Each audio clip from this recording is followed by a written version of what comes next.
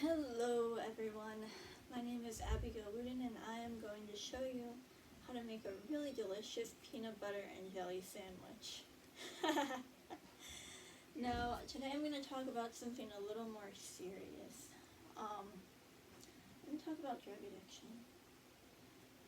So, where to begin?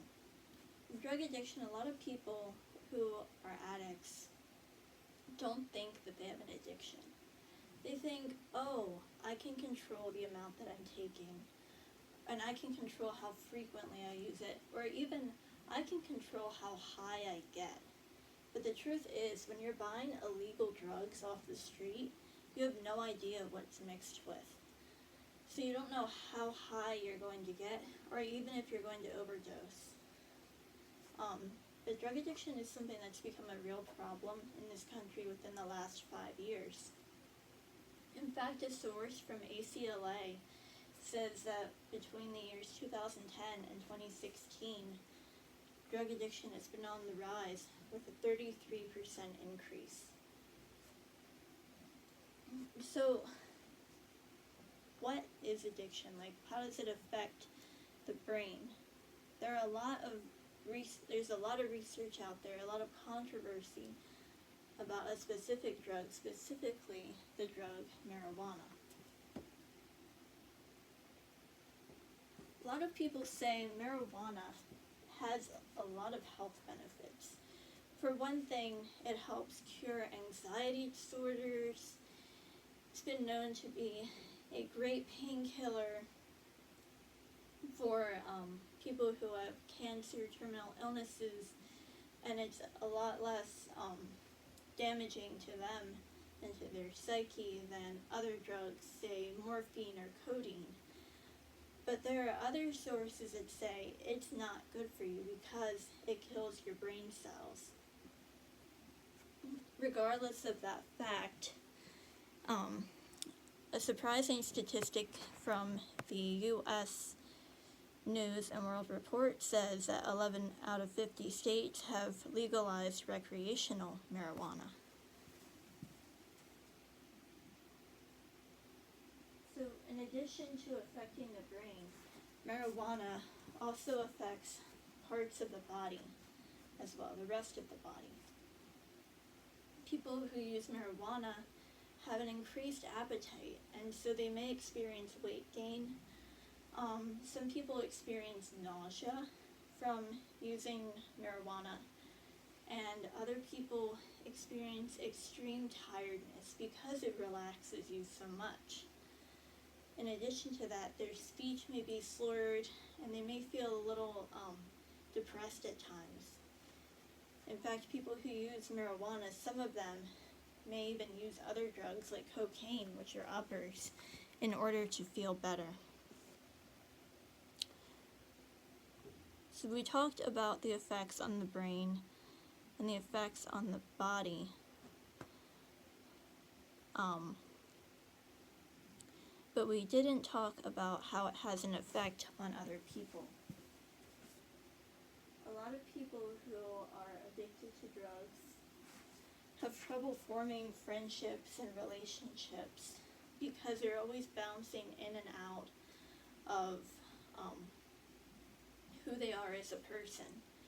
People who smoke weed feel a loss of personal identity because they're dependent on something in hopes that it will provide the love or the stability in a certain circumstance that they're missing in their life. But they actually tend to push people away unintentionally. And so if you're friends with an addict, you may have difficulty hearing replies from them at certain points too, because you never know when they're going to be high or going through withdrawal. And in fact, a lot of people are very irritable through withdrawal. And I know this because my brother actually struggled with marijuana addiction. And there were times where he would float in and out of communication with our family, and it really made it difficult to have a relationship with him. In addition to forming friendships, it affects the family so much more than you'd be aware of, because there's that inconsistency. And if you're married to an addict, like, that's really hard, because you never know when to be dependent on them, or when they're going to relapse again. Trying to get my slide. Gosh darn. There we go. Oh, keeps cutting back. Technical difficulty. Let's see here now. Oh yes. So a surprising statistic from Chapman University says that couples are more likely to get divorced if even one of them has an addiction to a drug that is illegal.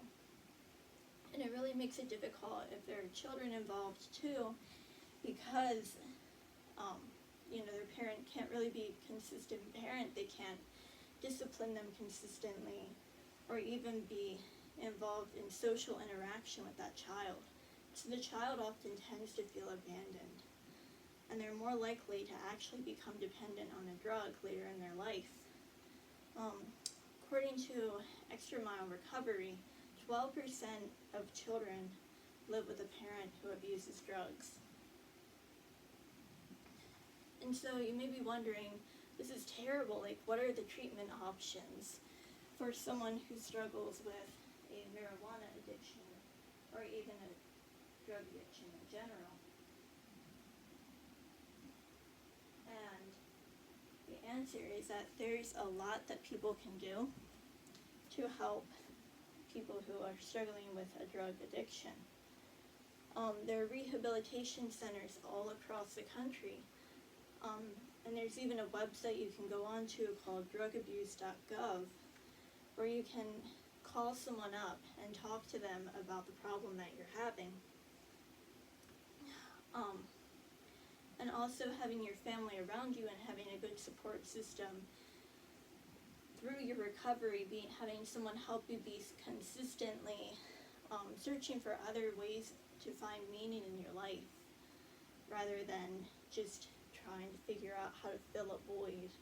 Filling the void with things that are healthy and good for you, like exercise or entertainment, or even being around other people, has really shown to help people improve and recover through their addiction.